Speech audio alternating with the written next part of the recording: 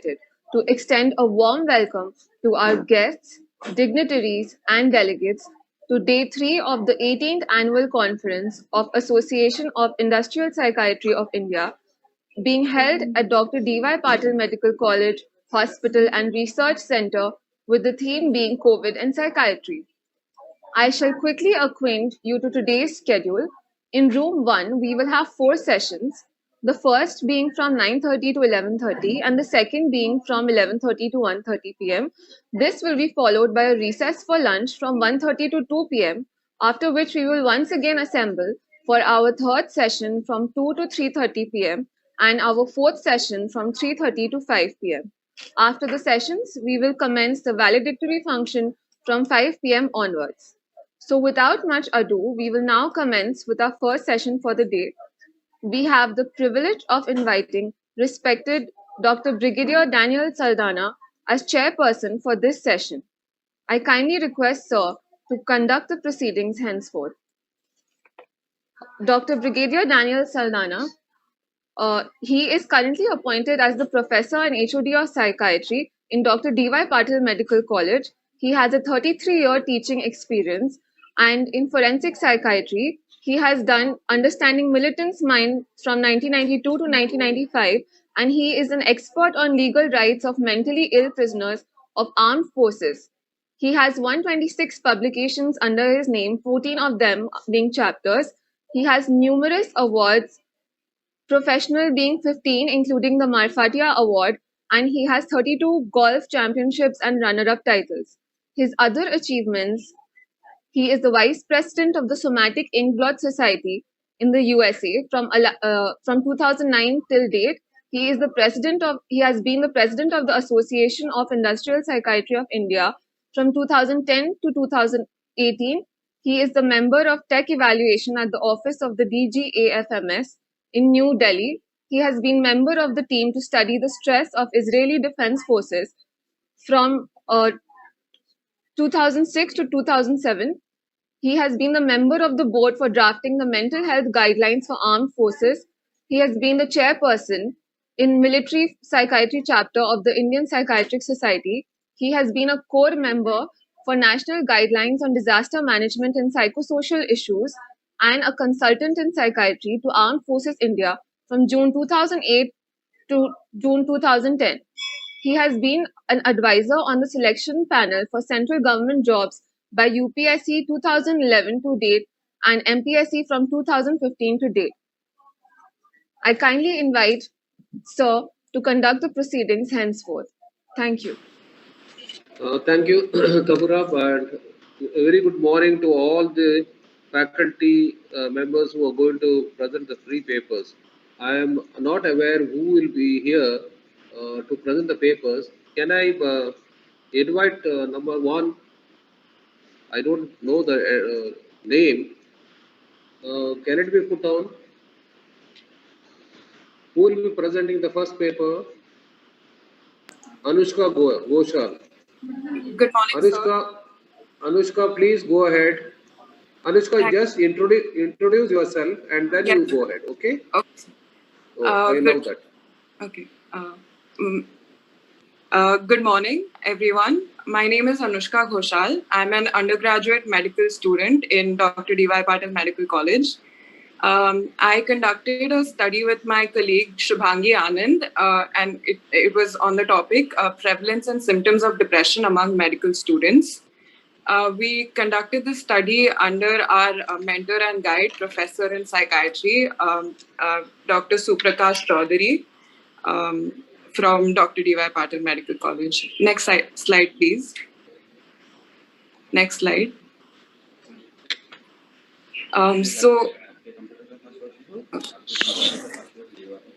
Is my camera fine?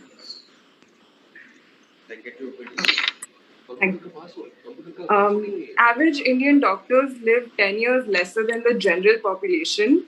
A report published in the Indian Journal of Psychiatry states that about 30% of the doctors in India are suffering from depression and 17% have contemplated suicide. We conducted this study in 2018, so the statistics are from that year. In a country with a population of 1.33 billion people, the doctor-to-patient ratio is 0.62:1,000, as compared to developed countries like USA at 2.3:1,000. It is alarming because doctors are forced to interact with more than desired patients, disabling them from giving sufficient time to each patient. Most are caught up in a vicious cycle of dissatisfaction, persistent stress, burnout, and addiction. This adversely affects them psychologically, leading to depressive symptoms. What makes it worse is that medicine is a profession in which even admitting a problem by a doctor carries a stigma. Next slide, please. So the purpose of our study was to establish prevalence of depression and associated symptoms among 100 undergraduate medical students and 100 postgraduate medical students. Next slide, please. So most of the work-related problems faced by the medical professionals were divided into three categories. They were patient demands, career development, and work-related goals. Next slide, please. Medical students are they are the most at risk of suicidal ideation, burnout, and low quality of life. Next slide, please. So 50 to 76% of the students had prevalence of burnout based on speciality. Then 1/3 of the resident doctors experienced high levels of stress. 51.3% of the undergraduate students suffered from depression, 66.9% from anxiety, and 53% from high levels of stress. Next slide, please. Knowing these statistics, there were a couple of barriers in seeking psychiatric help, and these were based on stigma, confidentiality issues, lack of awareness, and fear of unwanted intervention. Next slide, please. Materials and methodology. So an anonymous survey was carried out in Dr. D.Y. Patil Medical College after procuring the consent from the subjects.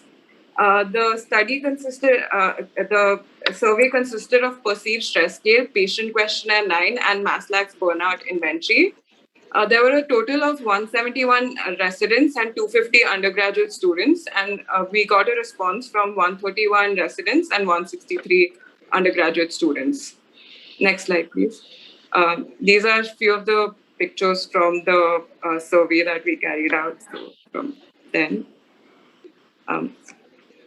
Results. The mean age of the residents were 26.55 years, and mean age of undergraduate students were 21.969 years.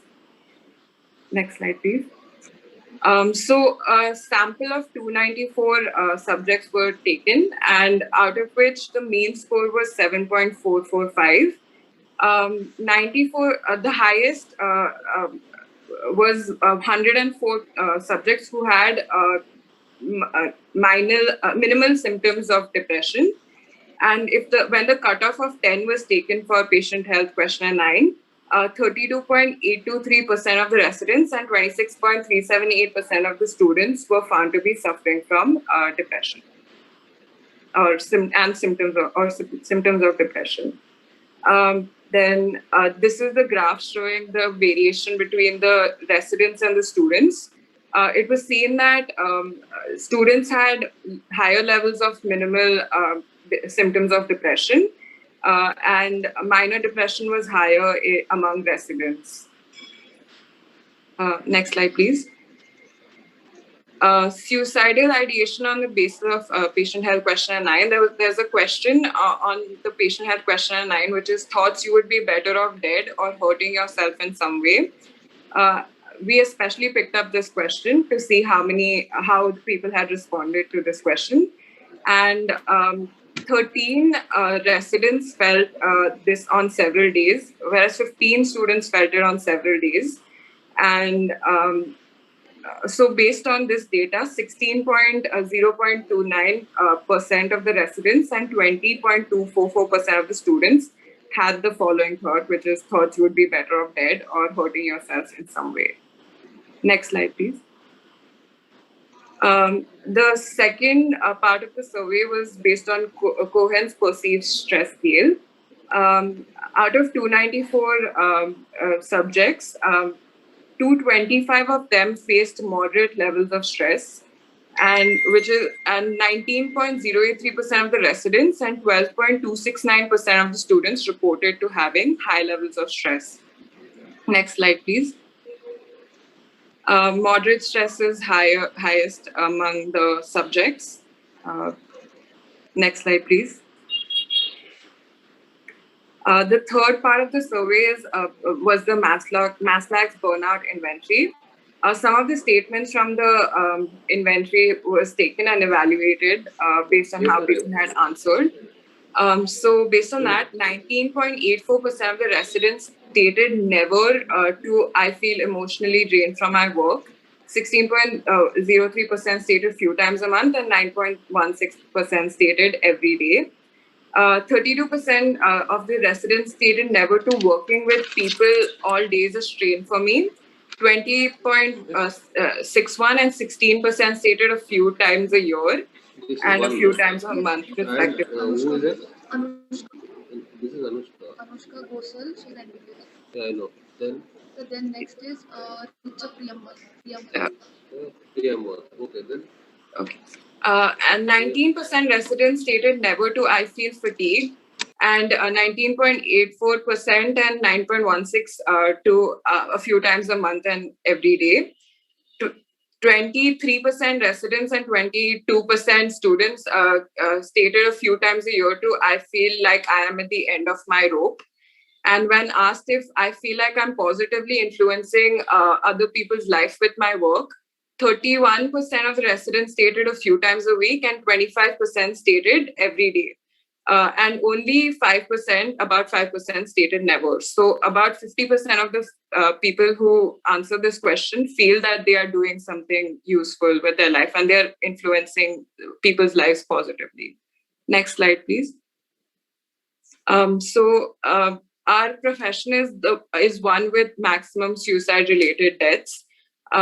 Then the psychological distress in form of depression and stress was evaluated among medical students, of which 32.823% residents and 26.378% students had higher than 10 score in Patient Health Questionnaire 9, which shows moderate to major depression. The studies of the same in USA, UK, Portugal show lesser percentage of prevalence of depression comparatively. Next slide, please. Compared to a study in Indian Journal of Psychiatry of same on doctors and faculty members, Patient Health Questionnaire 9 showed highest depression among residents. Perceived stress scale showed moderate stress highest in residents, then students, and then doctors and faculty, and high stress in residents, then students, and then doctors and faculty. 16 to 20% of the students and residents had thoughts of self-harm or suicide. Next slide, please. Residents reported to feeling emotionally drained from work, fatigued at the thought of work, and strain in working with people. However, they also felt that they were having a positive effect through their work. Next slide, please. The limitations of the study was because of the fact that the participants were from a single institute, and then depression or stress may be due to a cause which is not evaluated. And study through Patient Health Questionnaire 9 was done, and not by a detailed psychiatric evaluation.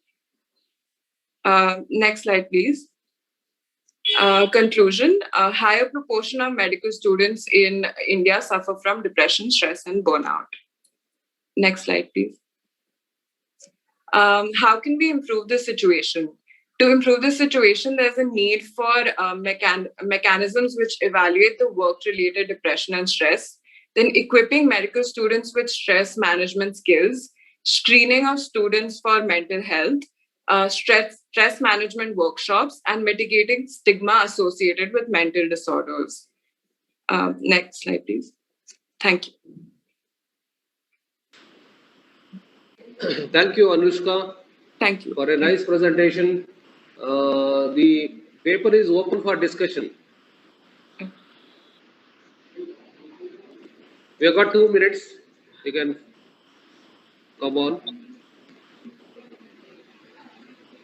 Anyone, you can send the questions in the chat box also.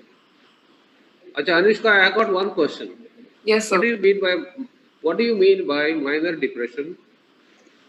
Can you elaborate? So based on the patient health questionnaire 9, it's divided into categories. So there's a scale which assesses if there is no depression, minor depression, or minimal depression, minor depression, and major depression. So, you are classifying these minor, no depression, minor depression, and other depression based on the questionnaire. Based on the result. Okay. Yes, and a score of 10 to 14 would show minor depression in the. It's a very nice presentation, and I hope you will continue with this interest in the long run. Okay, we'll like to see you as a psychiatrist. Thank you, sir. Thank you so much. Now, if there are no questions, I will now request Richa Priyavada to come to the stage and present. Richa. Good morning, sir. Good morning. Good morning. Myself, Dr. Richa. Just introduce yourself to. Yeah, fine. Yes, sir. Okay. Yeah. Myself, Dr. Richa Priyavada. I'm working as a senior psychologist in Chirayu Medical College, Department of Psychiatry, Bhopal. I've done my MPhil from RINPAS, Ranchi Institute of Neuropsychiatry, and PhD from Patna University, postdoctorate from UGC. Of course, Dr. Colonel Chaudhary is my mentor from RINPAS. I'm the student of Colonel Chaudhary. So I would like to present on efficacy of psychological interventions in patients who recovered from COVID-19. So may I start my presentation? Please do. Please go ahead. Excellent. Yeah. Next slide, please. I'm muting myself. Okay. Yes, sir. The COVID-19 is a viral pandemic is taken under consideration as a result of foremost disasters to the mankind in 21st century. Till date, as the depth of this calamity, which is yet to be measured now, those who suffered from COVID-19 pandemics remain stressful and worried about anxiety issues from significant changes in their daily living activities, which make causing strong emotional distress in adults and children. Next slide, please.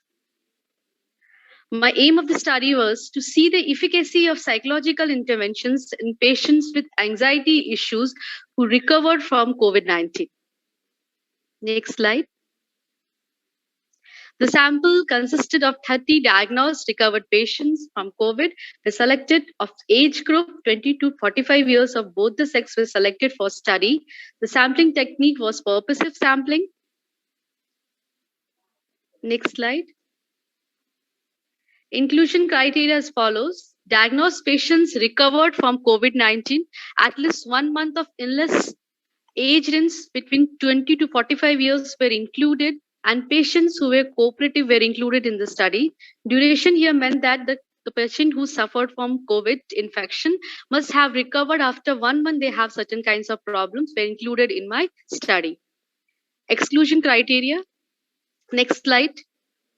Comorbid psychiatric disorders, vision and hearing impairment, organic pathology, substance abuse, and significant physical illness were excluded in my study. Non-cooperative patients were excluded. Next slide. The tools which I have used, socio-demographic and clinical data sheet, primary care post-traumatic stress disorder scale, and mental health inventory. Next slide. The psychological intervention which was being taken for the management was psychoeducation, which I follow the IC model where I describe about the nature and the course of the illness, what they have suffered from and how it is going to be prolonged in their life, the information related to the infection and how they can deal in their life and back to their daily living activities. These certain kinds of informations were given to the patient in terms of psychoeducation. The second was the breathing exercise, because the patient who suffered from the anxiety issues, because after having the infection, the patient were very much worried that how they will be back to their daily living activities, to their job, and the stigma associated with this infections. Of course, they were worried about their family members who might get infected and the second chances of getting infections. So for this, I have used breathing exercises, deep breathing exercises, and lastly, the Jacobson progressive muscular relaxation was also being used as a tool for psychological interventions. Next slide, please. The procedure as follows. Use the 30 cases recovered from COVID-19 were selected for the study of age group 20 to 45 years of both the sex was selected for study. Initially, proper consent was taken from patient. Then socio-demographic data sheet was fulfilled. After that, patient was screened on primary care PTSD stage 5. Those who scored above the cutoff point were included in the study. After that, mental health inventory was administered on recovered patients from COVID-19. Then psychoeducation and relaxation intervention was given to them. The goal of intervention was to prepare the patient to learn, interpret, and react to the physical and the psychological symptoms related after recovering from COVID-19 pandemic. The intervention was done for 30 minutes week. For 1 month follow-up, again post-assessment was done to see the efficacy of psychological intervention. Next slide, please. Here's the tables to the findings of the study. The social demographic field, the age range was 30 to 45 years. The percentage almost sex, male and female. The almost 83% were male, 17% were female. Education criteria 20%, up to 10 plus 2 graduate 80%. In terms of married couple, people were 93%, unmarried 7%. Private job 13%, government job 87%. Mostly were from the urban area. Hindu, in terms of religion, Hindu were 57%, Muslim 43%, and most of them belongs to nuclear family. Next slide, please. Mental health inventory, which scores a maximum scores. Maximum score was in the maximum problem was being noticed on the anxiety area, as well as in terms of positive effect on mental health inventory, which was a significant difference by being noticed after the post assessment. You can see in the slide there was an improvement in their anxiety issues as well as in depression and positive effect, which is being significant at 0.01 level. Next slide, please. The present study, the aim was to see the efficacy of psychological interventions in patients with anxiety-related issues who recovered from COVID-19. The results reveals a significant improvement in anxiety-related issues after the psychological interventions, and all the dimensions of mental health inventory were significantly improved. After our study finding, which is also inconsistent with the finding of the previous study, which was done in 2020 by Javant et al., reported that combined behavioral interventions played an important role in acute COVID recovery, and also an ongoing study by Ellen Mosalem and Nina Waste in 2020. They reported that there is an improvement in anxiety and stress with the help of psychological interventions in patients who recovered from COVID-19, so that they can be back to their living style and they can live their life as they were living before the infections and come back to the society without being worried about the stigma being attached with this COVID infection. Next slide, please. Finally, I conclude my study. It's been concluded that there was a significant problems in anxiety, depression, behavior control, and positive effect in patients recovered from COVID-19. Thus, the overall result shows that psychological interventions played a very important role in improving mental health of patients who recovered from COVID-19 infection. Next slide. Thank you, all of you. Thank you, sir. Thank you, Richa, for a wonderful presentation. And I'm grateful that you finished in such a short time. Thank you, sir. Now the paper is open for discussion. And no questions are asked or what in the chat box?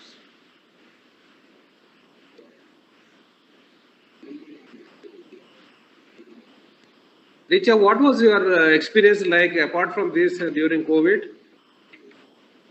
Sir, Were you I am coming working daily? Yeah, I am working in Chirayu Medical College, which was a COVID center, and we were seeing the patients Normal OPD was there, but it was few lesser than the previous what we used to have. We were following the certain rules and regulations, guidelines being followed, being followed, and we are seeing the patient accordingly on that basis. Meanwhile, in the COVID, patients also were being counseled with if they have any problem related to anxieties or depressions or feeling of loneliness when they were kept in isolation. So we work togetherly on these issues with the COVID patients. Okay. Now, your Guru is the president of the AIPI. How are you going Yes. to give Guru Dakshina to him? Sir, yes, sir. He is my teacher Thank all you. around. Thank you, sir. Thank you very much. Thank you very much, Richa. Now we'll move on to the next topic, that is from Maria. Maria, can you please introduce yourself, Maria? A very good morning, sir. Morning. Very good morning, sir. My name is Maria Madiha, and I'm currently doing PhD in clinical psychology from Jawaharlal Nehru Medical College, Aligarh Muslim University. And today I'm going to present a paper on COVID-19 lockdown, an online survey of psychosocial factors of adolescents. May I start the presentation, sir? Please go ahead, because I'm muting myself. Okay. Okay, sir. Just go ahead. I can't keep it on. Okay, sir. Carry on, please. So the topic is COVID-19 lockdown, online survey of psychosocial factors of adolescents. Next slide, please. Next slide. The end of 2019 brought a drastic change in the dynamics of the society with the eruption of coronavirus, and the WHO declared it as pandemic in 2020, very early in 2020, affecting more than 14 million people and still counting in the world. Since then, in order to combat the disease, the entire world was in lockdown. No social gathering, no traveling, only work from home. And in the absence of vaccine and medication, complete lockdown of the entire city or the country seemed to be the only option to fight the COVID-19. Next slide. During this pandemic, development of anxiety and depression was quite common among the population. In a study done by Chakravarti and Chatterjee, it was found that about 71.8% people of West Bengal are worried and 24.7% are depressed because of the rapid spread of the coronavirus. Adults were somehow able to manage this stress and gradually accepting the current situation and going, which would be lasting along for a very long time. But it's very difficult for children and adolescents as they are most devastated. Next slide. With no outing, school routines, no mingling with friends created a sense of worthlessness in them. With lockdown, they are spending all of the time at home, and this time required proper monitoring. Their social, personal, academic domains are severely impacted. Next slide. The aim of the present study is to assess the personal or emotional, social, academic, and family domains affected by the COVID-19 lockdown among adolescents. Next slide, please. And the objective is to assess the effect of COVID-19 lockdown on all the psychosocial factors of adolescents. Next slide. Coming to the methodology part, the inclusion criteria was adolescents should be within the age range of 10 to 19 years, with both the kind of genders were undertaken, and adolescents with the access to internet, with the English-speaking adolescents were the most, and guardians of these adolescents were supposed to give the written informed consent through their email IDs. On the other part, the exclusion criteria was those adolescents who were not within the age range were excluded, and the guardians who were not able to provide the written informed consent were also excluded. Next slide. There were two tools. The first one was a self-prepared social demographic data sheet, and the second was the self-prepared questionnaire or COVID-19 amid lockdown for adolescents. This particular questionnaire was containing 40 items. They were self-prepared that to meet the purpose of the present study. This questionnaire was divided into 4 different domains. First was assessing personal emotional domains. Second was social domain, academic domain, and the family domain. And there were 5 types of responses. It was the Likert type of scale, and the minimum score was 0, and its maximum score on different scales were different. Next slide, please. Procedure was this particular questionnaire was circulated through Google Form link with the help of WhatsApp, email IDs, Instagram, and Facebook. It took 15 to 20 minutes to respond, and the responses were recorded from 1st May to 30th January, keeping in view the amount of time adolescents have spent at their home. In total, 223 responses were recorded, of which 8 were not falling under age range group were excluded. At the end of the questionnaire, authors' email IDs and phone numbers were also provided in case if anyone wanted to consult us for the telecounseling. And for statistical purposes, the percentage was taken out to see the effect of COVID-19 lockdown. Next slide. Coming to the results part. This particular graph shows the socio-demographic details of all the participants. As we can see, the maximum of the participants were within the age range of 14 years to 19 years, who were mostly affected, and most of them were girls. The education class was fairly normally distributed. However, significant differences could be seen as the residents, as well as from the type of family they were having. The family type where nuclear family was dominating, followed by the joint families. And the number of family members were also significant. Most of the family members were within 0 to 10 numbers of family members. That was 93.02% were belonging with the family members of 0 to 10.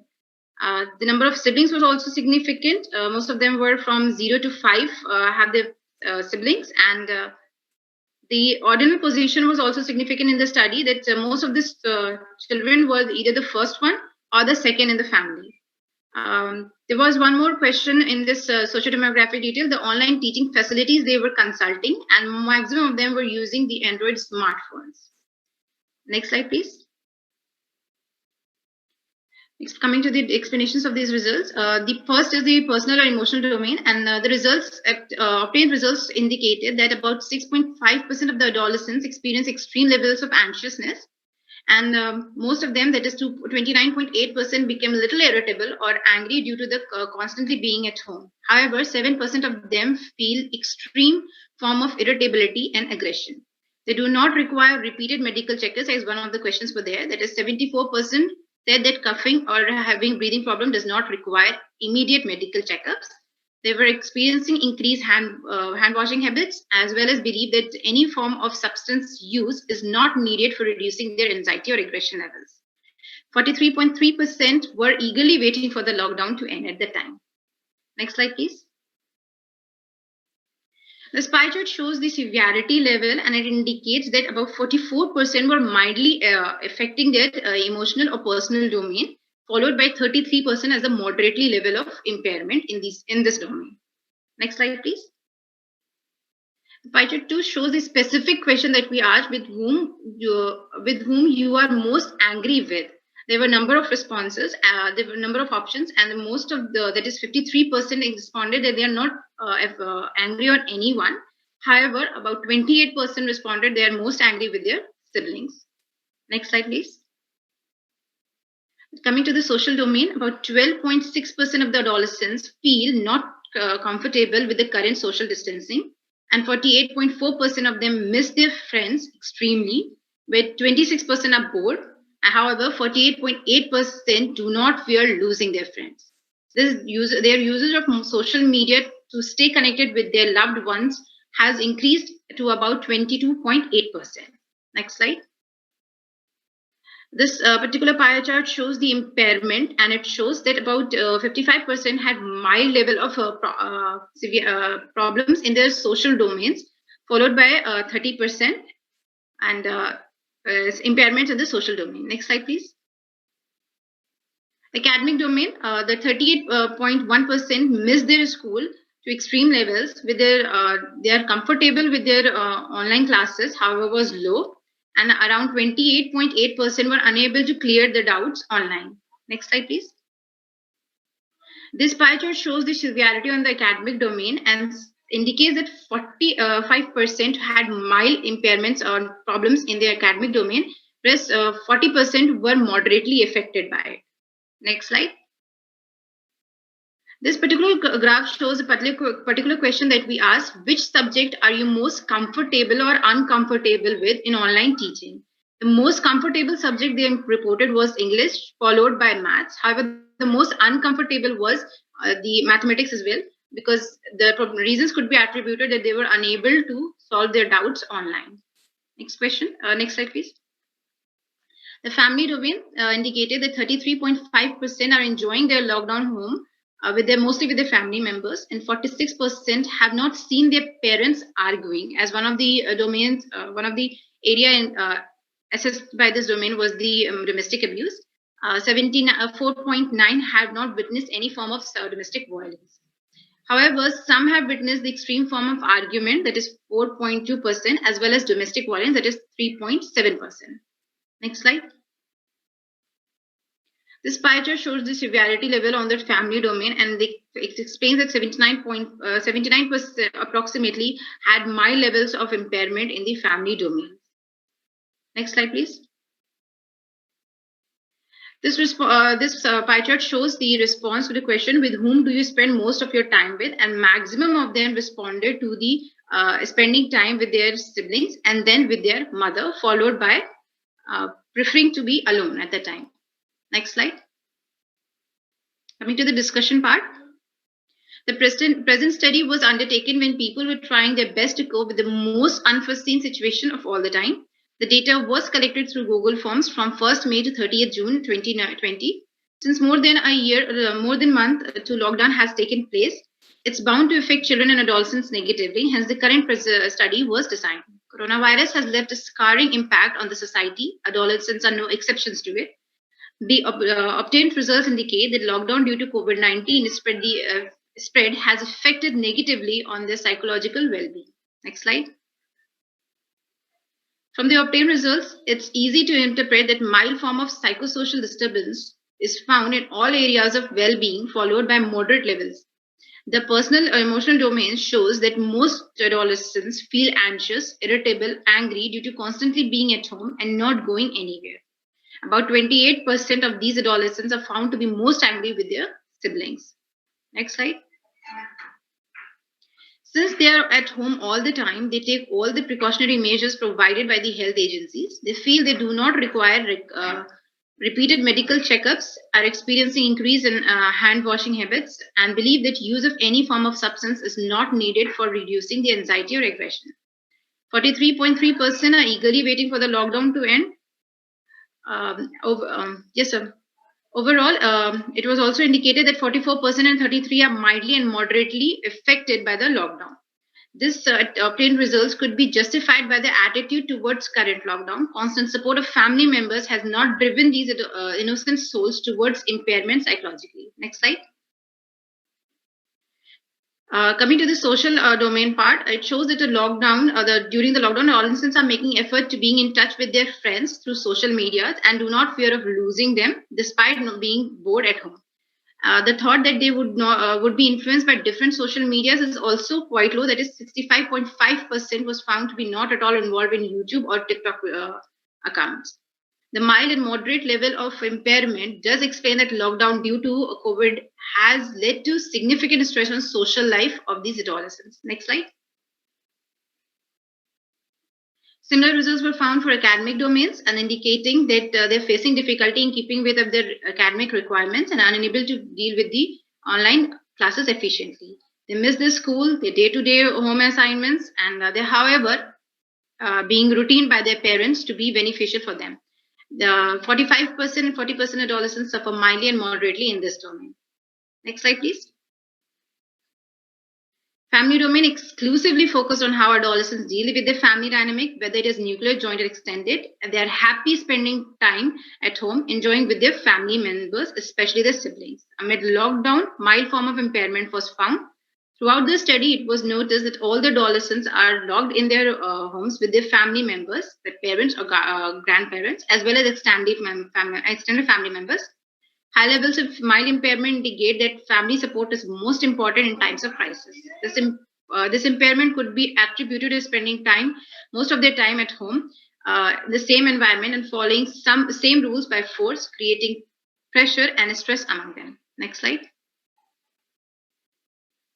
As the lockdown lifted slowly, precautionary measures are still being undertaken. However, the adolescents are still stuck at home.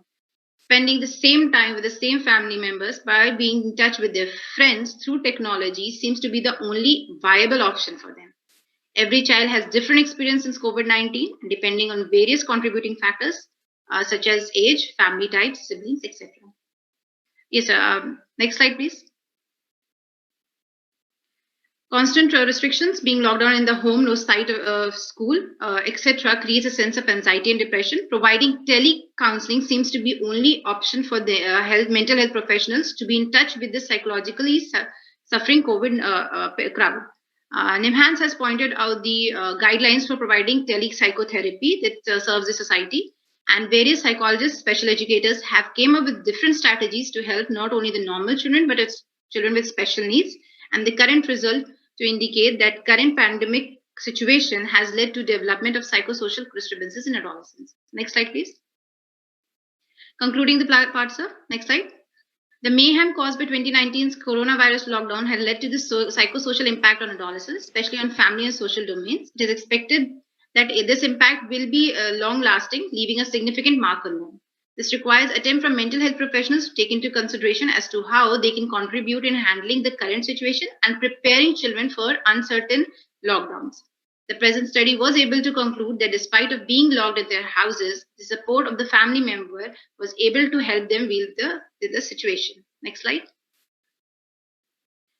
The limitation was, since it was an online survey, the possibility of its accuracy is questionable. Maybe the parents might have responded to their children's interest of the children. Next slide. For future, we have taken this questionnaire. We are at present conducting its reliability and validity, and soon it will be prepared. Next slide. These are the references of the study. Thank you, Maria. Thank you, sir. I think we are running out of time. We will Yes, not be I'm asking sorry, sir. questions now. We'll straight away go to the Yes, next presenter, Krishna Kumar. Thank Okay. you so much, Maria. Thank you. Great, Thank you. great. Yeah. Thank Well you. done. Thank Okay. you, sir. Krishna. Good morning, sir. Krishna, you just introduce yourself and then you go on Sir, without wasting much time. yeah, myself, Dr. Krishna Kumar, sir. I'm assistant professor in Department of Clinical Psychology at PGI Chandigarh.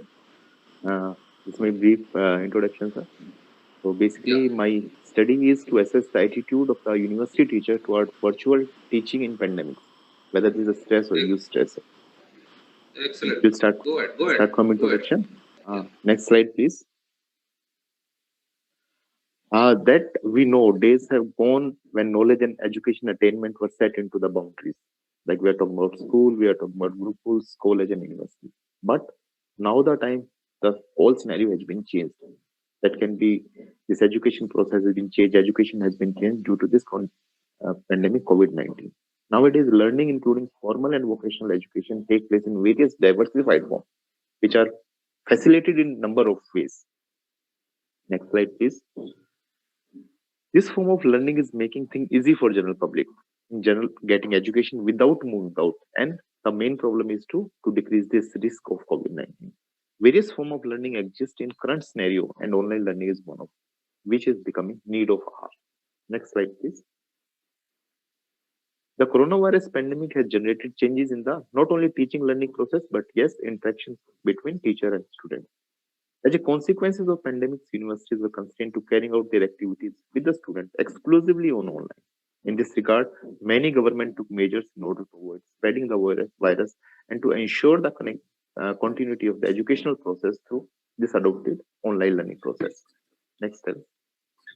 Next, according to Escher to previous one, 2012, online learning aims to seek changes in the pattern of whole academic process, and it can be renamed by and many names like through web learning, online learning, instruction through computer assistance, etc. There are few studies has been discussed about the online learning, which can be known as multiple integration of technology in this particular field. Next slide. Few another study investigated on online supported communication, and they have basically given more importance to online learning environment is a more effective than the face-to-face environment. Next. Few other study has discussed on the merits and demerits of the online study. With this aim, we have explored the attitude of university teachers to online teaching with respect to the factor that affect this attitude of the light of COVID-19 pandemic. Next slide. With this objective, we wanted to assess the attitude of university teacher toward online teaching. That was the objective, but hypothesis, because that was the exploratory study, so we have not decided to formulate any hypothesis. Next. The data was collected through survey method with the help of Google Form platform. Basically, we included informed consent, demographic details, and clinical survey scale. This survey has been conducted in the December and January 2021. Next slide. The sample consists of total number 204 teaching professionals, and the male was 45.6% and female was 41.2%. The sample was collected on the basis of proposal sampling in the northern state of India that included government and private universities. Next. For data collection questionnaire with 5-point Likert scale has been used. It basically has 12 items. And if we're talking about 3 major domains, the domain was usefulness and easiness of technology, the productivity and effectivity of online teaching, and the comparison of online and offline teaching. So there were the 3 major domains through that we have our study was basically revolved around them. Next slide. Analysis of data has been done by descriptive statistics and used by SPSS 20. Next. So as we discussed these 3 domains, which is very important, the whole study is revolved around them. We have basically taken data from 204 participants, and basically 107 was male participant and 97 was female participant. There was different category of professor, assistant professor, and associate professor. Next, please. Next slide, please. And we have taken all data from different streams like humanities, philosophy, educational, computer science, journalism, mathematics, and nursing. And basically, if we talk about the percentage, 24.5% was professor, 27.6% was associate professor, and 47.9% was assistant professor. Next slide. In order to investigate the attitude toward enforced and mandatory online teaching the COVID-19 pandemic, and to another factor associated with these attitudes, the survey questionnaire has been analyzed. Next slide. Next slide, please. Basically, if we talk about the productivity and effectivity of online teaching, it has been seen. You see, basically, this is a major domain of attitude toward productivity. It has been seen that maximum. There was one slide is missed. Can you go previous slide? Yeah, usefulness and easiness. But 17% of professors have seen this, the easiness of online teaching. 73% of associate professors, 95% has agreed on this statement.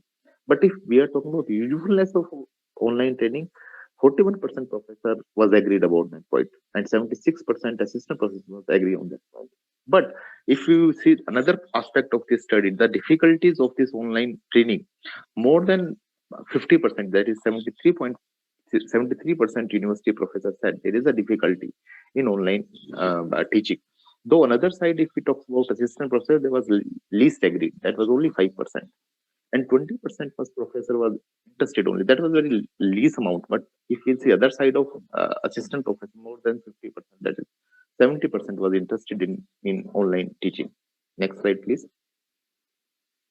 Another domain which is known as productivity and effectivity of online teaching, it has been seen that economy-wise, like if we talk about the expenditure-wise, 87% professional was agreed on that point, that online teaching is more economic. Yes, time consumption, professor was agreed on that point. More than 90% professor was agreed that this is time consumption. But if you will see other side of the domain, that is assistant professor, there was only 43% was agreed that is a time consuming. Regarding another domain, for example, if we talk about effectivity, more than 50%, only assistant professor agreed on that point. Next slide, please. Comparison of online and offline teaching. That is very interesting finding has been found out that there was some flow was there with online teaching. The maximum which has been pointed out by the professor, assistant professor, and associate professor was the academic cheating and dishonesty of online classes, lack of social and ethical standards.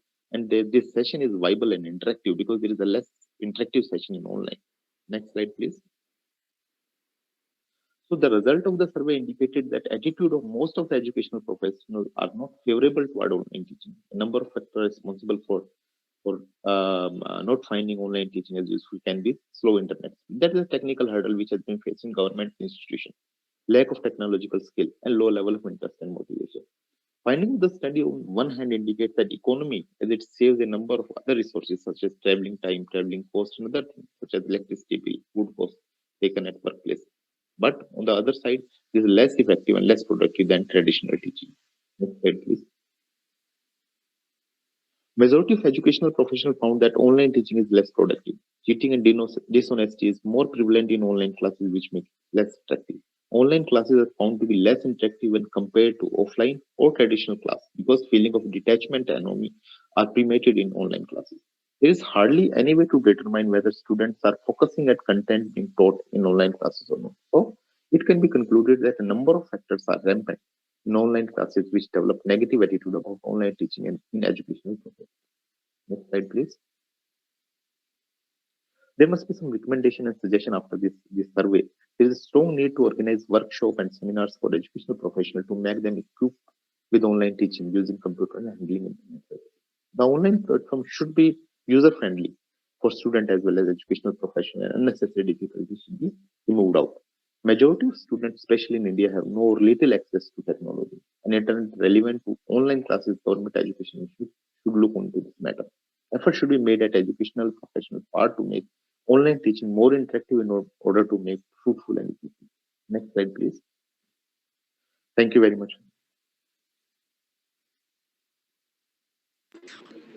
Thank you, Krishan. You have been very, very quick and very prompt, I must say. Thank you. Thank you, sir. I am so grateful that you could finish off it so soon. Anyway, if there are any questions, those who are in this group may ask, or those who are outside delegates, they can send me the chats questions.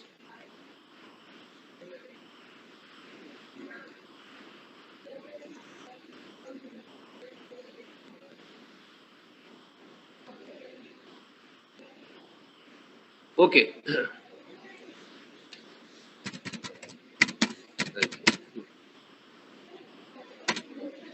We'll move on to the next speaker. I will invite Rajiv Saini. Thank you, Krishan. Thank you very much, sir.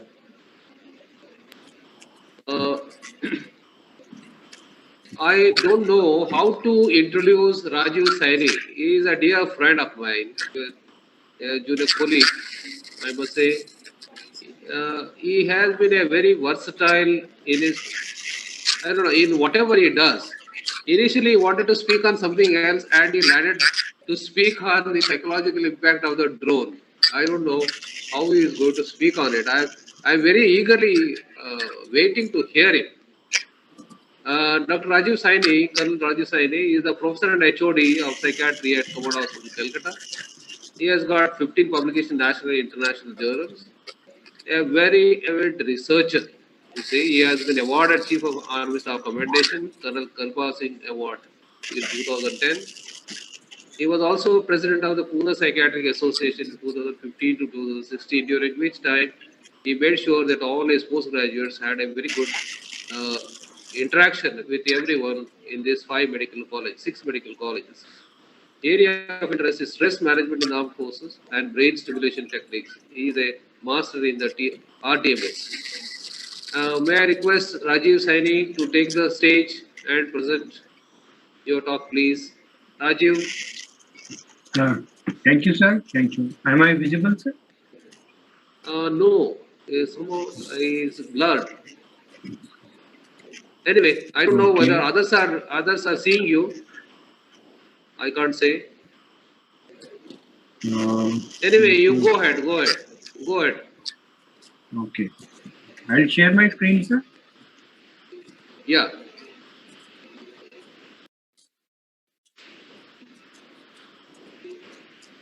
So is my screen visible, sir? Screen is visible. Just hold on. Not yet, sir. Not yet. Whether there is any technical issue. Okay. Yes. Hold on. Now you are visible. So you're visible. Is visible. Yes, sir. So you're now visible. You are visible. Yeah. You're visible, sir, but your screen hasn't been shared yet, sir. Okay. Okay. So we also have your presentation in case you want us to present it. Yeah, that Can would we be share very it from nice our of you side? if you can. Yes, sir, Please do definitely. that. We'll just do it, sir.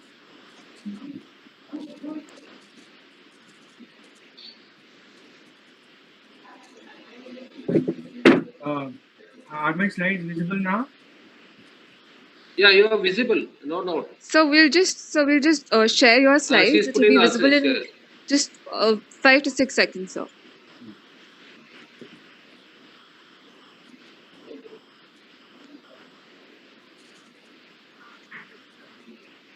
Yes, sir. Now it starts.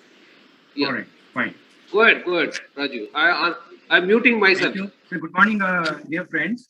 At the outset, I want to thank the organizers, especially Brigadier Saldana, Brigadier Raju, Colonel Chaudhary, who have been my teachers, for giving me an opportunity to speak in this August gathering and the Industrial Psychiatry Conference. And I'll be speaking on something which has not been discussed elsewhere. And I'll try to fit in into the theme of the conference, that is the COVID. And it is also a means of no contact warfare and how we can understand the psychological impact of drone warfare. And being a military psychiatrist, it gives us a unique opportunity to peep into the mind of the soldier and what he thinks when he is in the battleground and he's willing to give his life also for the nation. However, in the modern warfare, the newer technology gives us an opportunity in which the soldier does not even have to enter the battleground and he can still win the war. So COVID-19 has given us a glimpse of the future warfares where the opponent can instill a lot of damage to the general administration and the economy of the nation without losing even a single soldier. So drones are also a means of no contact warfare and have similar potential.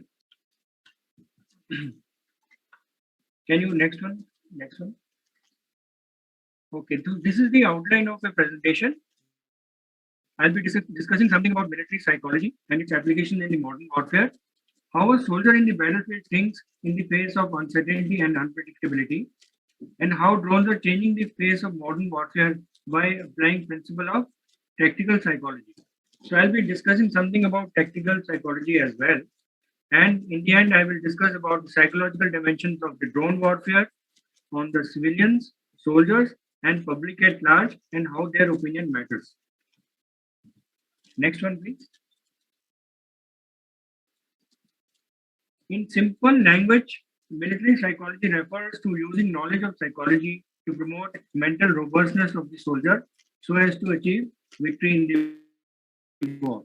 At the same time, it also involves reading the mind of your opponent and manipulating it in such a manner so that he loses the will to fight and he surrenders.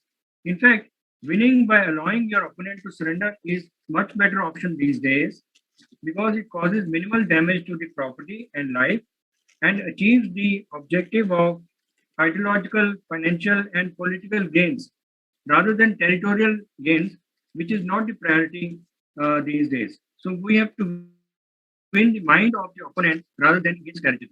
So there lies the importance of military psychology, how we can use this knowledge in winning the war.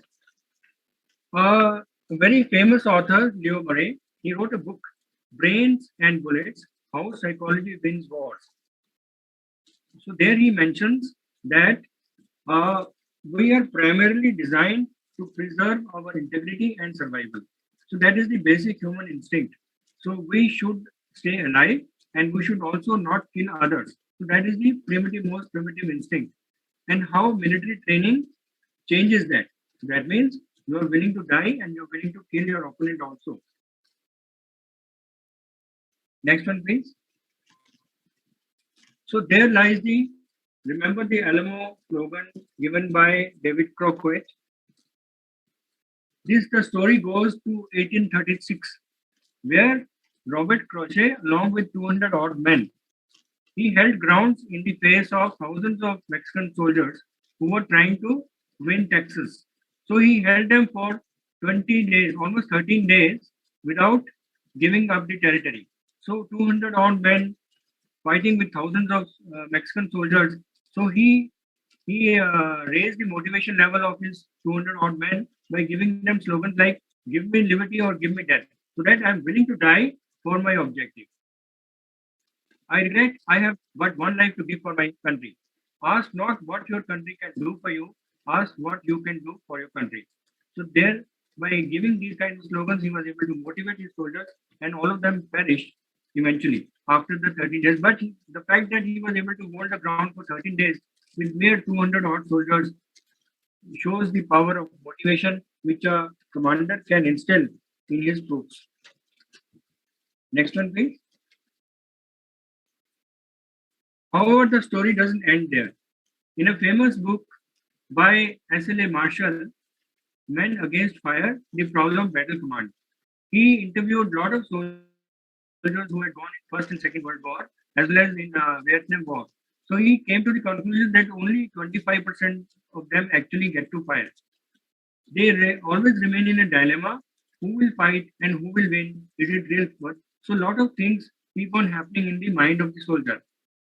So there lies the dilemma of a commander: how to motivate his soldiers to fight well on the ground when the objectives are not very clear, and how he can use technology to achieve objectives without putting the soldiers on the ground. He says that if the conditions are right, then almost any man will fight, but you change those conditions and almost everybody will stop fighting. So there lies the importance of your mind games in the face of enemy action and on the battleground. Next one, please. So these principles have been applied in recent wars. Like in 2020, there was a conflict between Azerbaijan and Armenia. So where they did not, Azerbaijan did not put many soldiers on the ground. They used they intensively used drones, and they won the war within 6 weeks. So they demoralized their opponent, who just gave up and gave a decisive victory to Azerbaijan. Similarly, Turkish drones drove away Kurdish resistance in a matter of few days from northern Syria. Attack on oil facility in Saudi Arabia by Houthi rebels in the recent past changed the dynamics of Yemen-Saudi conflict. So thereafter, there was a lot of upheaval in the oil market, and Saudi Arabia had to stop attacking Houthi rebels time and again. So there lies the importance, the use of drones, how it can change the course of a war or a conflict on the ground. So there lies the importance of tactical psychology. Next one, please. So this is basically the application of the use of psychology in not making your men fight, but rather making your enemy surrender by use of suppressive fire, aerial bombings, flanking attacks, and fast attacks, and these days armed drones to break the will of the enemy to fight. So enemy loses the will to fight, and he has no other option but to give up. Next one, please. There's a famous movie, in Hollywood movie,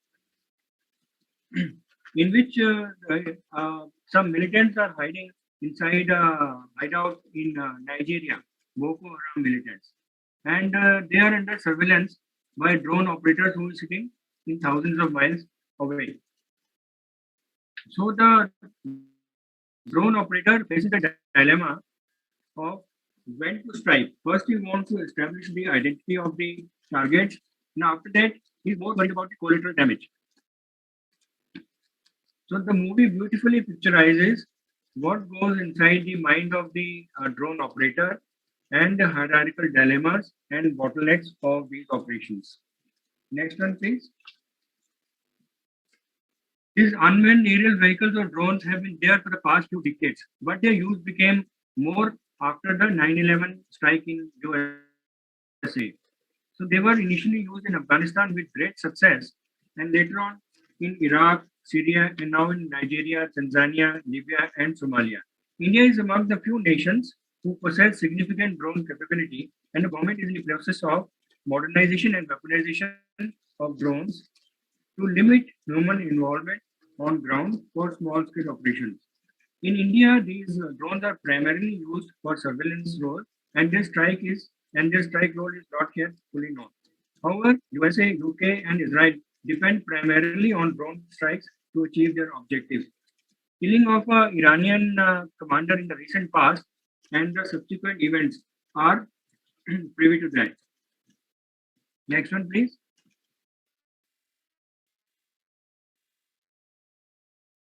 In modern times, drones are in surveillance and operational readiness. The soldier under surveillance, that means the who is being surveyed, lives under a constant fear of being attacked. The drone operative continuously analyzes the audio and visual data and waits for the right moment to strike. Next one, please. So drones generally operate at extended heights and they are beyond the reach of surface-to-air missiles. So they cannot be easily hit. They are difficult to track or to neutralize. And drones in the air induce a sense of both uncontrollability and unpredictability of action. The next one, please. Then in the future, we will see swarm tactics. That means a lot of drones concentrate on the objective or concentrate on the target, and they cause multiple strikes, killing and maiming a few, while spreading panic or causing others to freeze into inaction or flee from the scene. So this is the future warfare which we will see definitely in our lifetime. Next one, please. So what effect does it have on the mind of the people who is getting hit and the people who are operating the drones? They are thousands of miles apart. They don't even know each other, but there are significant psychological impacts. Now we will discuss. So the constant noise of drones circling overhead, combined with its potential lethality, has a profound psychological effect on the population. So they have anticipatory anxiety and phobic avoidance.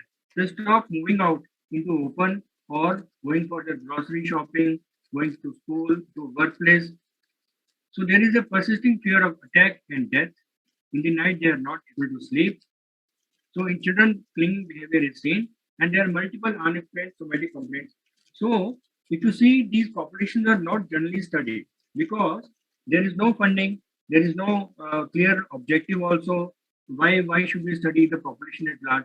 But however, certain non-governmental agencies want to know what is the impact on the population who are being hit time and again.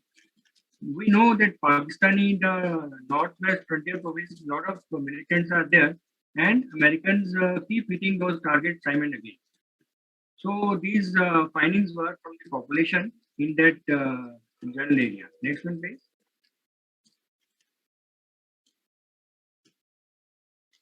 So why this behavior happens in the population?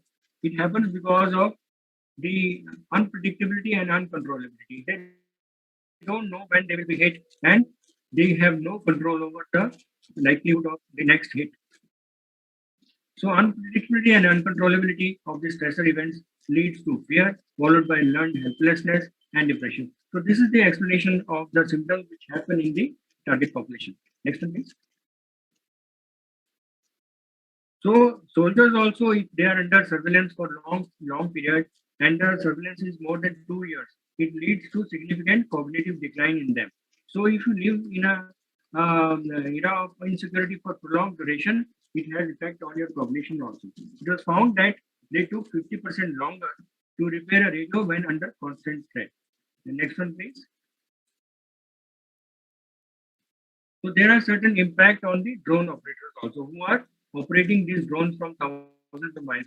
So 1,084 US Air Force drone operators were studied. Majority reported witnessing death and destruction with feeling of guilt and shame due to collateral damage. And PTSD was found in about 5%.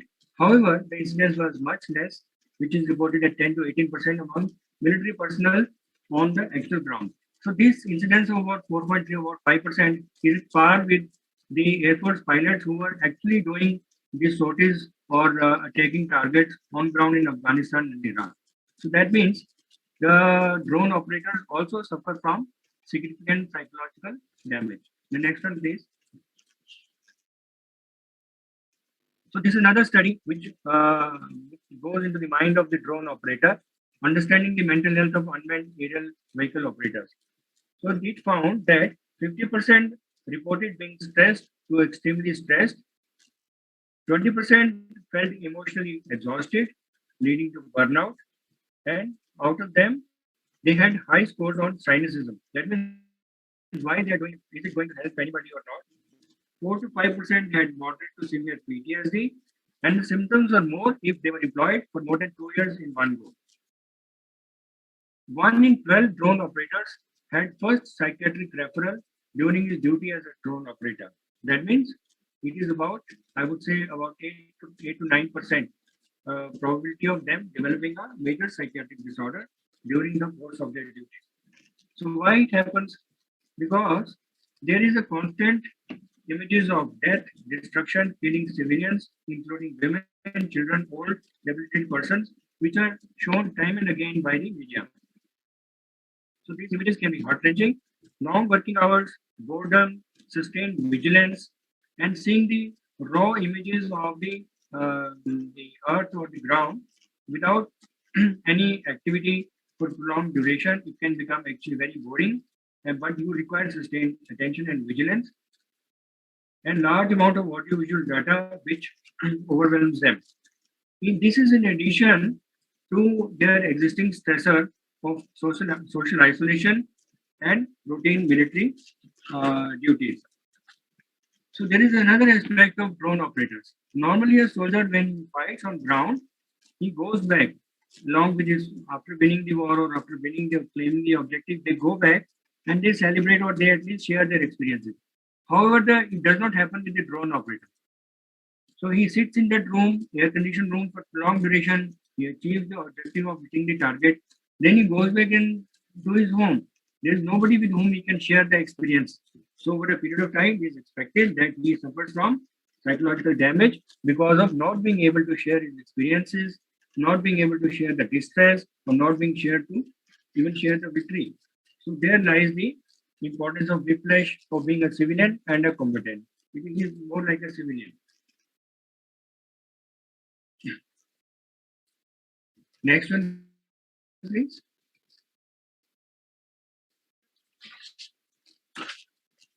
Last but not the least, it is important to acknowledge that in modern times, it is the public opinion who determine the government priorities and foreign policies. Drone strikes have been viewed very seriously by the international media and public at large. As you can see in the slide, majority of the countries, people do not approve of drone strikes because of the major collateral damage and no significant geographical boundaries which define. There are no international treaties, there are no international protocols or any guidelines regarding the use of drones. So it is expected that drones are effective, but there are no guidelines how they will be used and who can use, where it can be used. And in future, I'm sure there will be some policies or there will be some international treaties which will govern their use at large during war or during peace. The next one, please. Next one. So to conclude, so drone warfare has potential to change the dynamics of future conflict. Drone warfare applies principles of tactical psychology in which the enemy loses the will to fight and is forced to surrender or abandon its mission. So there are significant psychological dimensions of drone warfare, but there are very few studies in this area. And in fact, in India, I could not find any study from India. Next one, please. So I finished my presentation here, and I thank the organizers for giving me time in this important conference. Thank you very much. Thank you very much, Rajiv. I must say that you have done a very good job in bringing out the psychological aspects of the drone warfare, and that is more important for us. You know, the constant living in fear about the drone attacks in vulnerable areas in the world. Especially, I know what happened in Iran, that the top-notch general was killed by the drone attack, and following that, there has been so much of anguish among the population and whatnot. We can understand the pain and the other psychological effects on drone warfare because it is invisible. You have brought it out very beautifully, the historical perspective as well as the current one. If there are any questions, would you like to answer? Rajiv, you can take questions from the audience. If Yes, sir. Yes, sir. Yeah. So I would be happy to answer, though I have no personal experience in drone warfare or I seeing know, anybody I know. operating the drone. But nevertheless, I know. having gone through the literature, and as military psychiatrists, I think this is the future warfare, and we have to acclimatize ourselves, or we have to at least know what are the psychological dimensions of drone. And I know that you have wide experience. population. It is not that you don't have wide experience. You have been in the thick of the counter-insurgency operations in Srinagar and all. So I know you are a very, you are a fit person to answer all these questions if there are any. I would like the residents to ask some questions if they have. Anyway, if there are none, thank you so much, Rajiv, for being with us and accepting our invitation to address us. I'm really grateful, and I thank Brigadier Raju for changing the topic, which you originally was prepared to speak. I think this is more pertinent in this era. Thank you so much. Thank you, sir. Thank you very much. Jai Hind, sir. I'm grateful. Thank you. I now invite Manjit Santre, the next speaker. Manjit, are you there? Manjit, are you there? Hello? He is locked in. Manjit, can you unmute?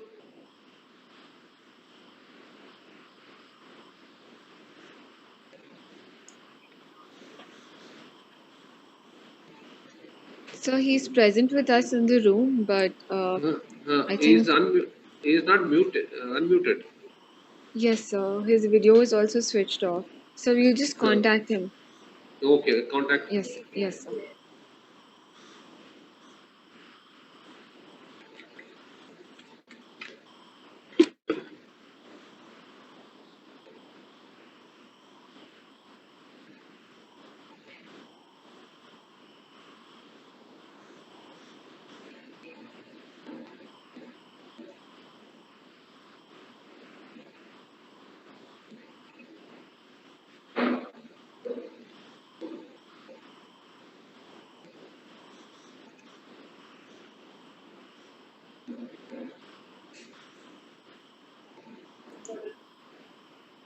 Hello? Yes, sir. Is there? Yes, sir. Manjit, welcome to this session. Thank you, sir. I'll just briefly introduce to the audience. Manjit Santre is the professor and head of the Department of Psychiatry at PCMC Postgraduate Institute of YCM Memorial Hospital in Pimpri Chinchwad, Pune. He is a graduate from the Nanded Medical College, and he did his short stint in the armed forces from 1999 to 2005, and he did his MD in Ashwini, INHS Ashwini. He was an assistant professor at Government Medical College Nanded before he became the head of the department at the BJMC for a short period of time, and then he resigned that post and joined as a HOD in YCM. Manjit has got a lot of experience wide between the civil and the military, and I don't have to elaborate on it, and I would request him to speak to us on the topic counseling patients with COVID-19 status, an experience at a dedicated COVID-19 hospital, that's YCM hospital, and they have got a very vast experience about treating active COVID cases in this last 1 year. Thank you, Manjit, for being with us, and you can start straight away. Thank you. Thank you, sir. Thank you, sir, for your kind words. Am I audible? Yes, sir, you are. Audible. Yes, you are audible. Yeah. Okay. This slides are visible? Yes, slides are visible. Hello? No doubt. You go ahead. Go ahead, Manjit. Thank you. Thank you very much, sir, for your kind words. So, in my presentation, I will be telling you the journey of our hospital from March 2020 till November 2020. At that time, this hospital was declared as a dedicated COVID hospital by corporation. So initially, I will be give you a brief overview of what is COVID-19 and what is counseling, and later on, what YCM has done in this COVID situation to treat the patients having the status of COVID positivity. Okay, so I'll go through my presentation. Few things may not be relevant nowadays because those things we did in the past, and now our hospital has regained the status of non-COVID hospital. That means we are treating the general patient as well as COVID patients right now.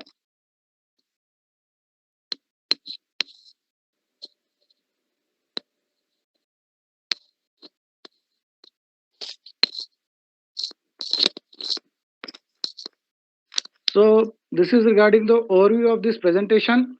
For last 2 days, we are seeing what is COVID, what is COVID-19 pandemic, what is its impact, how we responded to the COVID-19 pandemic. That is the general population as well as the healthcare workers and the government itself, how they responded in a quick manner. Then COVID-19 crisis intervention, novel healthcare services. What we did in our hospital might have other hospital might have done the same thing in their hospital setup also, but we tried to give mental health services in a better way to all those patients who were referred to our hospital from the peripheral hospitals. Role of mental health professionals, dedicated COVID hospital, YCM hospital, that is our Yashwantrao Chavan Memorial Hospital model, YCMH psychiatric services, and what we did and what everybody should do in pandemic like situations to decrease the social stigma arising out of these situations. So as you all know, pandemic situation in March 2020, WHO made the assessment that COVID-19 to be declared as a pandemic because it was like a global threat, and that virus was spreading very fast all over the world. So WHO and public health authorities around the world, they tried various ways and means to contain the virus, and because of that, in those situations to contain the virus, there were other aspects in which mental health aspects was very important. So this was a time where crisis was generating stress in the population, and we as a mental health professional, we tried our best to allay the anxiety, allay the stress in general population.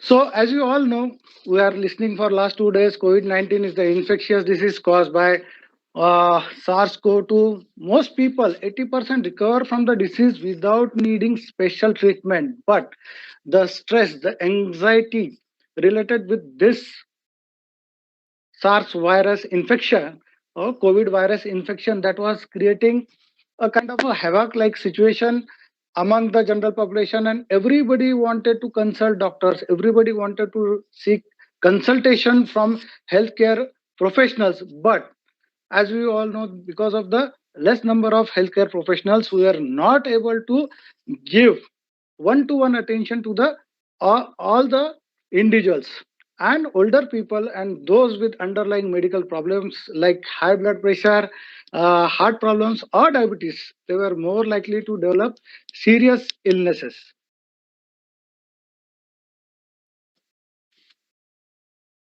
So what were the major stressors because of COVID-19?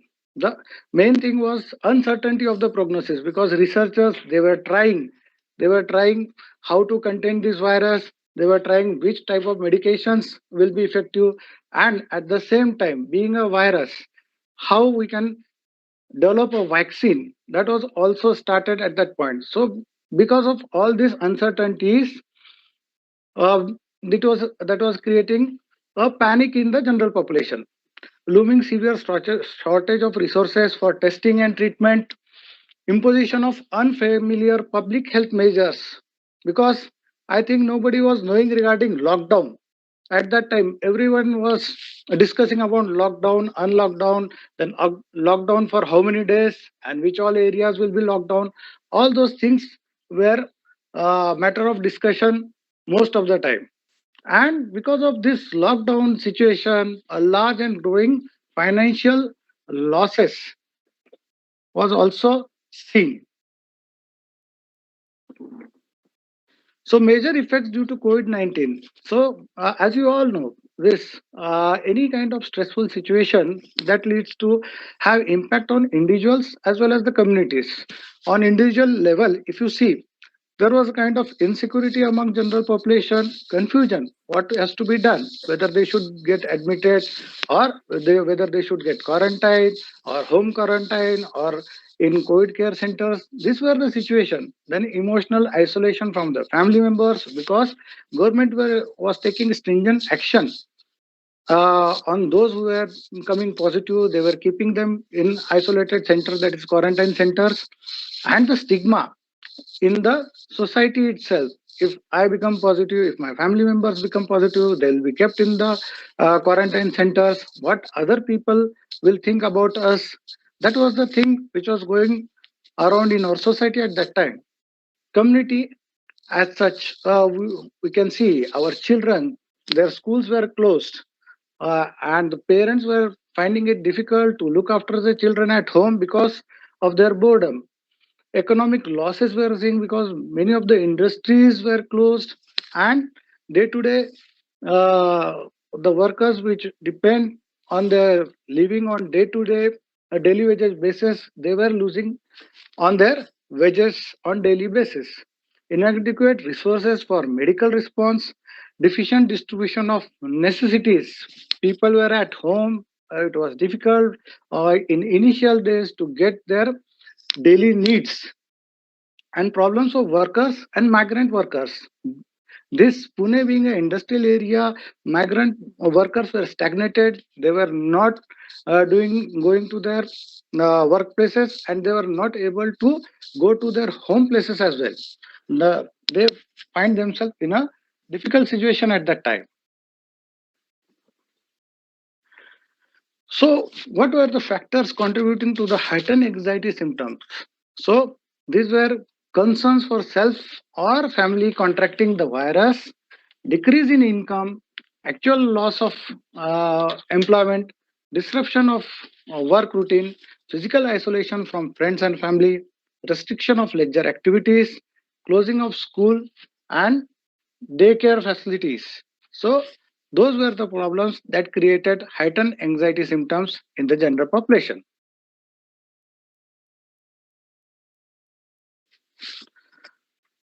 If you see, there are three components of any kind of normal response to stressful events. We can see that there can be an emotional response with somatic accompaniments in the form of anxiety or depressive responses. Anxiety because of the threatening event, and depression because of the separation, because of the loss, and there are various reasons for losses in this situation. Then in stressful situation, persons, they try to cope up and they try to develop their own strategies to cope up with this problem, or they use their own defense mechanism to come out of this problem.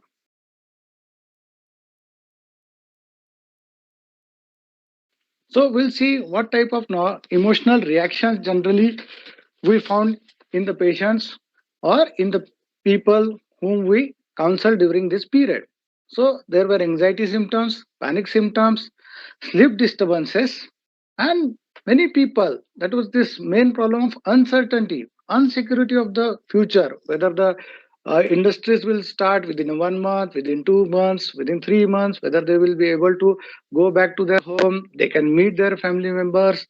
Regarding the student children, whether their schools will start again and how many days the schools will start. Then fear of getting infected. Few people, like healthcare workers who were active during that period, at the time of their giving professional services to the population, they were thinking that if they themselves get infected, what will happen? And they will contract this infection to the family members. And because of this irritability, anger, and emotional isolations, these were the things reported by the individuals who reported to the hospital. Then adaptive coping strategies. Few people they try to deal with this problem by problem solving strategies, seeking help from other person, obtaining information or advice. So regarding detailed information about this virus, how we are going to contain it, what are the measures taken by government or what are the measures taken by the hospitals, solving the problems, and confrontation, that is defending one's right. So this is the right, this is the way I will have to tackle this problem. Then emotion reducing strategies. That's a ventilation of the emotion. That was a major thing we tried to tell to the individuals when they were referred to us. Let's ventilate their emotions. If they have any problem, they can discuss this problem with healthcare professional or their family members. Evaluation of problem. That this problem is there that can be solved. Positive appraisal of the problem and avoidance of the problem. These were the strategies adopted by the individuals. And some people they have maladaptive coping strategies also, like reduce emotional response in short term, which lead to long term difficulties, use of alcohol or unprescribed drugs, unrestrained display of feelings, or aggressive behavior. So this was a situation of crisis, and we as a healthcare professional, we intervene in this crisis or try to solve the problem by intervening at the first moment itself. So we'll see what is the crisis. A sudden event in one's life that disturbs homeostasis, during which usual coping mechanism cannot resolve the problem. So these are the this is the thing what we generally see in the crisis. So what is the characteristics of this crisis? Crisis is not equal to psychopathology, because in crisis most of the all of the individuals they get affected with the crisis, and there is a identifiable event which precipitates the crisis, and personal by nature, that is everyone is affected to the same extent.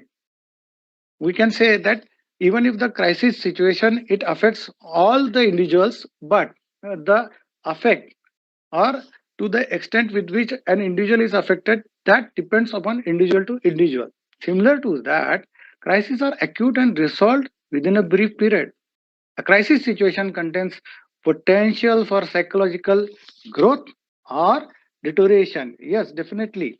This crisis situation, many people they take it as an opportunity to be strong or to be a leader in this crisis situation. This is the way different individuals they look at the crisis movement. So according to Baldwin, he has given different types of situation in which a person can be exposed or can experience crisis. So dispositional crisis, that is acute response to an external situation or stressors. Crisis of an anticipated life transition that we see in the adolescence, or a traumatic crisis or a traumatic stress. Generally, we see in the cases of sexual assault survivors, maturational or developmental crisis, crisis reflecting psychopathology. Generally, we see in borderline personality disorder patients, or psychiatric emergencies, suicidal attempts, deliberate self-harm attempts. These are the different types of crisis generally seen. So Kaplan he gave 4 phases of crisis development. So first is the exposure of an individual to the precipitating stressors, any kind of stressors which precipitates the crisis. So in this situation, in last 6-7 months, what we have seen, or in a year, that was the crisis, that is COVID pandemic. So persons actually they tackle with this crisis if they have gone through such type of crisis earlier, and they can utilize their problem solving techniques so to decrease the anxiety related to it. And How they do it? They try to mobilize their internal resources or try to get the support from external resources. And the situation, if tackled properly, if the coping strategies utilized properly, there can be a crisis resolution or there can be a major disorganization. So from this, we can see that steps in crisis counseling. So as a health professional, as a mental health professional, we should intervene immediately, determine the facts of the crisis, focus on short-term goals, foster hope and positive expectations in general public or population, provide support and focus on the problem solving techniques or approaches. So from the point of view of our hospital, we thought that making changes in the infrastructure, making changes in the roles of the healthcare professionals and mental health professionals, we can deal with this type of pandemic with whatever resources we have. So we reallocated the resources and try to tackle the problem of this pandemic. So as we all know, Ministry of Health and Family Welfare in month of March, April, they circulated many guidelines, advisories to tackle this situation. So in that, they said to tackle the large population getting infected with COVID-19, we should divide the hospitals in three categories. That is COVID Care Center, that is Triple C, dedicated COVID Health Center, DCHC, and dedicated COVID Hospital. So in the next slide, you can see in this chart that they are given the guidelines how to segregate the patients, which patient to be labeled as a patient to be sent to DCC or DCHC or DCH. So DCC, as you know, that patients having very mild symptoms, they should be sent to DCC. Those patients with moderate symptoms requiring only oxygen at that time, they should be sent to DCHC and DCH. Those requiring specialist care, those requiring ICU care, those requiring frequent monitoring, those patients to be sent to DCH, that is dedicated COVID hospital. So, as a what is the role of a mental health professional? So, in this situation of crisis, so mental health professionals, they can play a very important role. Like we can initially we do the crisis counseling before and after testing, because initially people getting labeled with stigma of positive status, they were not willing for testing also. So we have to intervene and we have to tell them the importance of testing, and we persuaded them by doing their counseling to go for the testing, how it is important in their interest as well as in the larger interest of the public. Supportive counseling in the isolation wards, group counseling through audio-visual aids, psychiatric evaluation, SOS required, those patients referred to us, screening of healthcare professionals for stress or burnout who are working in the COVID hospitals, and as an administrative role in team building.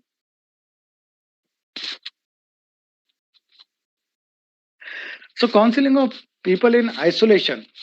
So structuring activities, maintaining new routines, engage in healthy activities that you can enjoy and relax, exercise regularly, keep sleep routines, as well as eat healthy food, stay connected and maintain your social networks. So this was, we were giving stress upon the fourth point, that is stay connected, because this DCC, the concept of DCC or quarantine centers, initially people they felt panic in those centers because they were suddenly, after being a positive status, they were isolated from their family members. They were kept in the quarantine centers. Many a times the quarantine centers, they have to stay alone. There were the family members were at home, those were not COVID positive. So they were having the feeling of isolation. So we told them that they should try to make a list of all those relatives, friends whom they have not talked for months or years, and they try to connect with them. If you stay connected, you will stay fit. That was the thing which we used to tell in our counseling to them. So, limited contact with the pandemic related updates. So, we were telling them that they should listen to the news which are authentic, or whatever the directives given by the governments. We should not see or listen to the WhatsApp rumors. I used to tell in the counseling that they should listen to Vivid Bharati, that is Akashvani, because they used to give morning and evening regular updates about COVID, and it is a good entertaining for them. That everywhere I used to tell them that they should listen to the authentic news only. So we used to tell them that keep things in the perspective. This time shall pass, and professional mental health assistance, if required, they should take it. They should not shy away in taking this professional mental health assistance. Institutional quarantine, that is psychosocial support, a sense of psychosocial fear and panic on arrival among the quarantine facilities, as I told you just now. Interpersonal communication needs to be made to all of them, one to one, or within the groups. And psychiatrist team initially and later on with the counseling sessions. That we used to tell them during our counseling. Quarantine people needs to be explained on universal infection control measures, personal protective measures, written instructions on do's and don'ts in the quarantine zone. Importance of frequent hand washing was also stressed upon in our psychosocial counseling, and if needed, a referral to be made to the psychiatrist or psychologist team. If there is a fear in the surrounding community, it needs to be addressed. This is how we extended our psychosocial support to the peripheral hospitals in our municipal corporation area.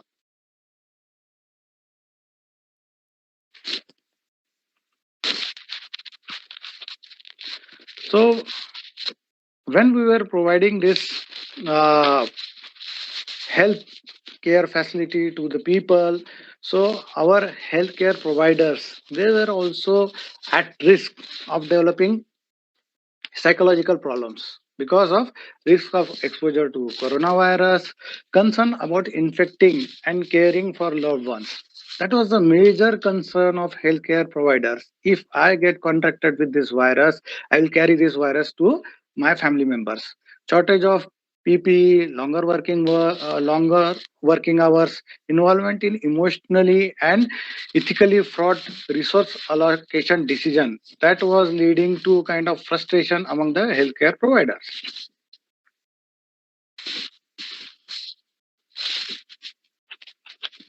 So we try to develop preventive measures in our healthcare providers. That is self-care for healthcare providers, being informed about the illness and risk, monitoring one's own stress reaction, seeking appropriate assistance and mental health intervention if indicated.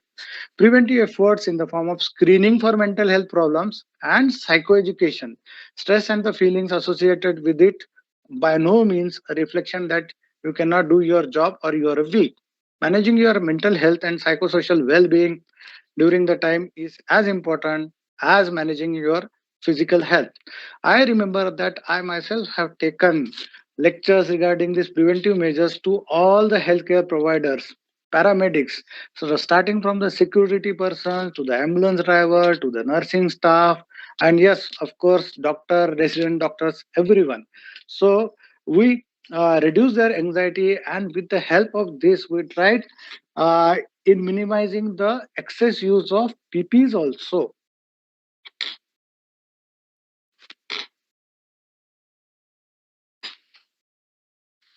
And we try to inculcate helpful coping strategies for healthcare providers in the form of ensuring sufficient rest and respite during work or between the shifts. That is the quarantine, eat sufficient and healthy food, availability of good staying facility for resident doctors as well as the paramedic, and also telling them that if you have any problem, you can turn on to your colleagues, seniors, or other trusted persons for social support. Your colleagues may be having similar experiences to you, or they can help you, or they can bring it to a proper person so that they will help you in dealing with this situation. So this is our hospital, and this was turned into a dedicated COVID hospital in month of April itself. YCM stands for Yashwantrao Chavan Memorial Hospital. So this is the administrative building, that is a municipal corporation building under which this YCM hospital comes, and in charge is the municipal commissioner. So YCM hospital is a 750 bedded hospital, and this was turned into a dedicated COVID hospital in 2020.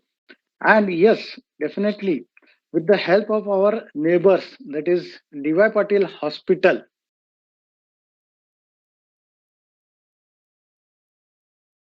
And this is our hospital building.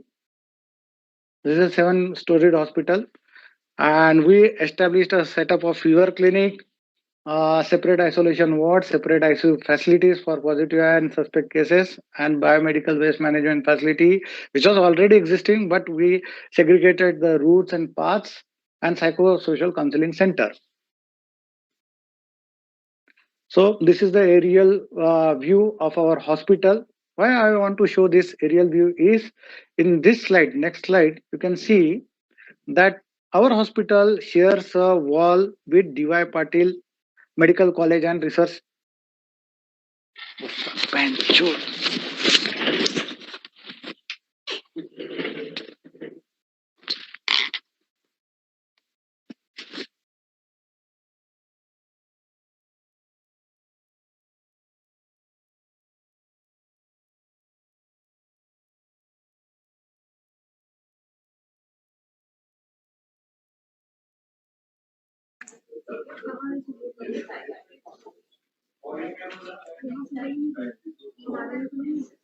Thank you so much, sir, for giving us your perspective from the esteemed YCM institution.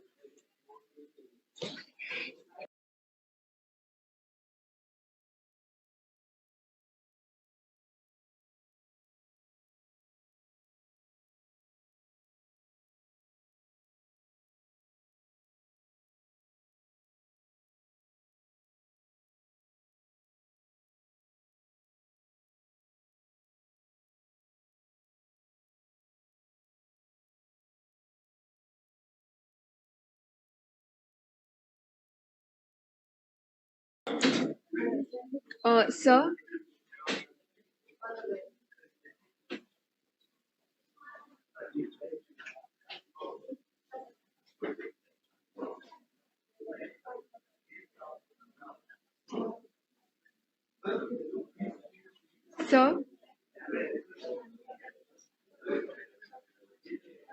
sir, is there some difficulty, sir?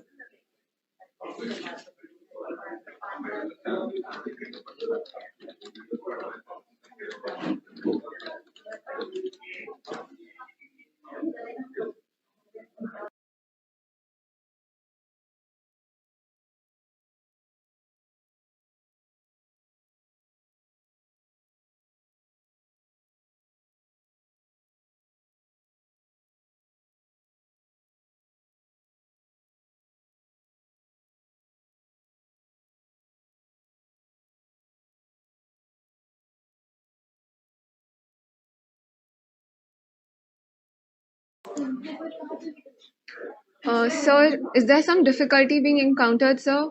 May we help you with anything?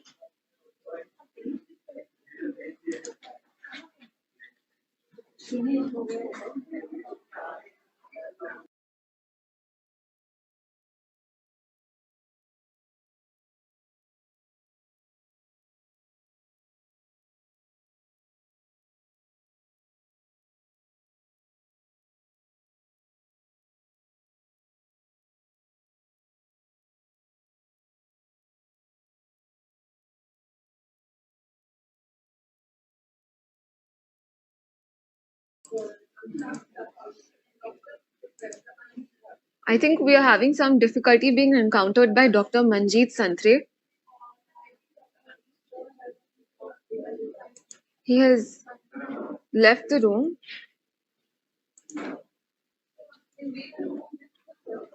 So we shall now disperse for a recess lasting 30 minutes. Kindly assemble once again by 12 p.m. so that we will be able to start with our second session. Thank you so much.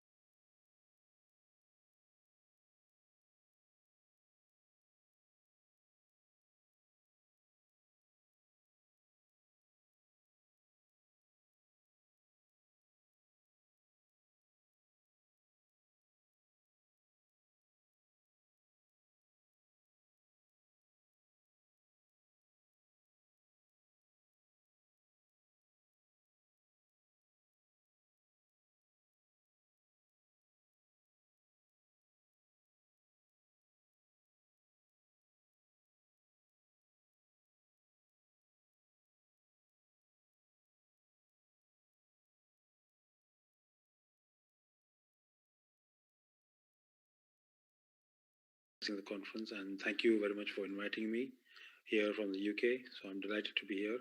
I wanted to share my experience of training in the UK, and I know that whenever I visit India, a lot of people ask me about